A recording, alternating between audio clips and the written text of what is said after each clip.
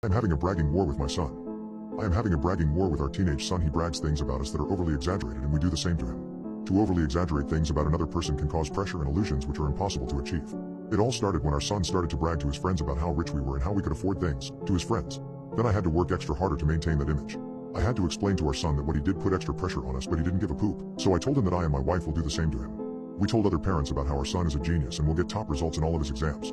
Our son became angry at us, and now he will have to try harder to achieve those results. He will have to listen in class and learn. He will also have to sacrifice a few hobbies and free time. We had hoped that this will make him learn about over-the-top bragging, but it just made him madder. Everyone thinks he is far more intelligent than he actually is, and now he will have to prove it. Unfortunately, our son didn't learn anything, and he told everyone that we were moving into a larger house in a more posh neighborhood. I was furious with him, and I couldn't believe he had done that, and I had to work nonstop for 2 years to make that happen. My health had to take a dip as well. I couldn't believe our son would do this, and he isn't just being a teenager, but this is evil. I had to make him learn about what he did wrong, and I needed to make him learn. Then I knew what to do, and I knew what I was going to brag about him, and I wasn't sure if I had to do this, because what I was going to brag about him would change his life. We moved into a bigger house in a posher neighborhood. It was stressful, and I was thinking about why I was letting my sons brag about us actually taking effect. Could I not just ignore it or tell people the truth? This is the problem of knowing too many people. The types of judgment you will get, and lonely people don't have these kinds of problems. I started bragging to other people that my son, the genius, knows where the prophet Moses is buried.